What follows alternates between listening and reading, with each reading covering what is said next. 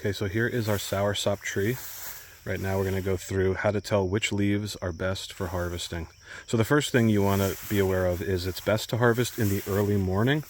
That's because it ensures more crisp, hydrated leaves. They spent the whole night recovering from heat and hydration, and now they are full of water, and they're going to do better for your tea, have higher nutritional value.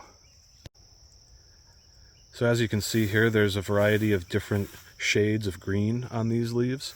And when it comes to harvesting for soursop tea, what you want to do is pick mature, dark green, healthy looking leaves directly from the tree, firm, without brown spots, usually found on lower branches. But here's the thing, you want to avoid the youngest leaf tips.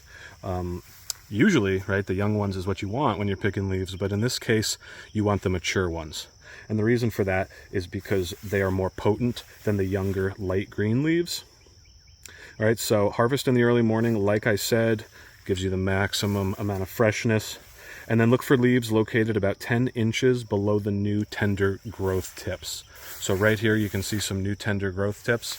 So about 10 inches below that, you get to these nice, succulent, dark green leaves. Now you also got to do a quality check. All right, you don't want any pest damage, any brown spots, or fungus. So if you check out right here, we got some fungus growing on these. So these are certainly not ideal. Brown spots on these, no good. Then you come up to these and they start to look better, right? So the ratio is about 2 to 3 leaves for 1 cup of tea. So I'm going to make 4 cups of tea, which means I'm going to choose about 10 to 12 leaves. And you just, by hand, these even have a little bit of damage too. So let's keep looking. What are the best leaves? Right here's a really nice leaf. Mature, dark green leaf. So break it off as gently as you can at the petiole where it meets the branch. And then I'm going to go ahead and get about 10 more of these. Now, if you're watching this video, you have probably heard about the anti-inflammatory, antioxidant, and potentially even cancer-fighting properties of soursop tea. In our next video, we're going to do a deep dive into the pros and cons, potential health pitfalls, as well as benefits. So stay tuned for that. But for this video, we're just going to show you how to make the tea. You can see there's quite a bit of fungus on these leaves, probably due to the wet weather we've had recently, so I'm having to be quite selective with the leaves I'm picking. So here is my cluster of leaves ready for tea. Oh, and look at this. The fruit fell down, so we can grab this guy too. Once again, it's 2 to 3 leaves per cup of water. I'm doing 4 cups of water, so I got 12 leaves.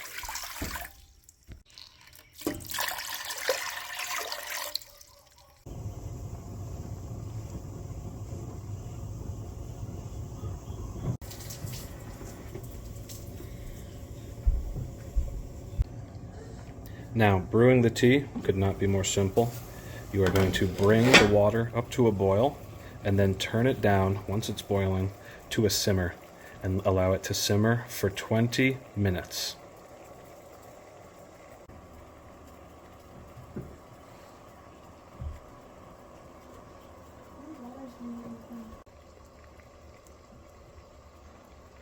As the tea brews, you'll see the color of the water start to take on a pale green hue, which will get darker as the brewing continues.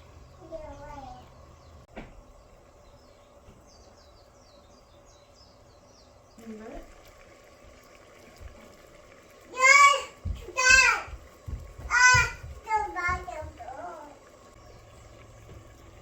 can see it's starting to take on an almost golden color. All right, so once the 20 minutes are up, you are going to turn off the heat and then let the tea steep for an additional 5 minutes to intensify, and then you're going to strain the leaves out and it is ready to drink.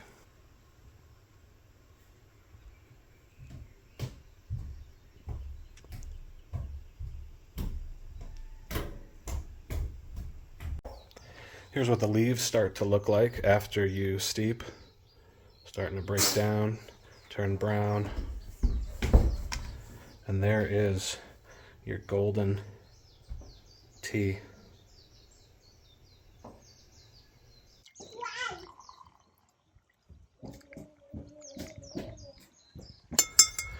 Now this tea does have a slightly bitter flavor, so a nice thing to do is stir a little fresh honey, even a squirt of lemon juice in.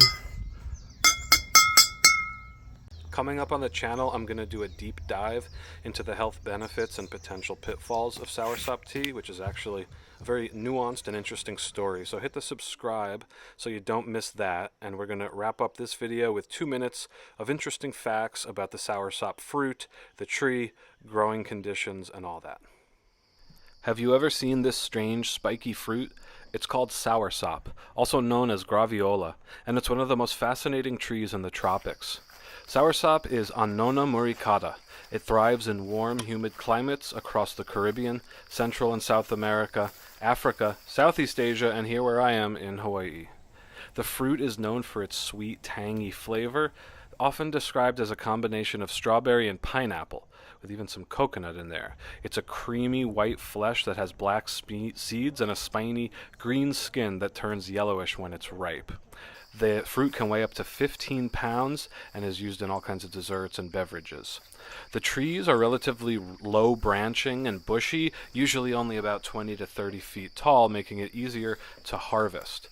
But the trees are sensitive to cold and strong winds. That's why they're generally just in the subtropics and tropics. As far as the health benefits of soursop, they're used in medicine for various things like arthritis, nerve disorders, and diarrhea. They're a good source of antioxidants, fiber, and vitamin C, which is good for inflammation and digestion. And it's also been said, with some scientific evidence, that the leaves can be used to make a tea that is good for the immune system and inflammation reduction, and also has anti-cancer properties. So that is all about the soursop tree. This is the one we have in our orchard that is just giving fruits for the first time this year. We tried the fruit. It was absolutely delicious, creamy, tart, and sweet. It lives up to its name of soursop. Here you can see what it looks like when it's real little. They're cased in these little like candle nut type casings, and then those fall away and the fruit starts to grow.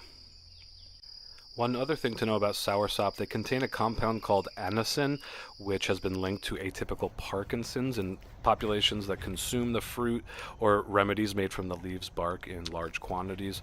That's why it's not recommended for pregnant or breastfeeding women to consume, especially teas, extracts, and supplements containing soursop. So there is that slight health concern.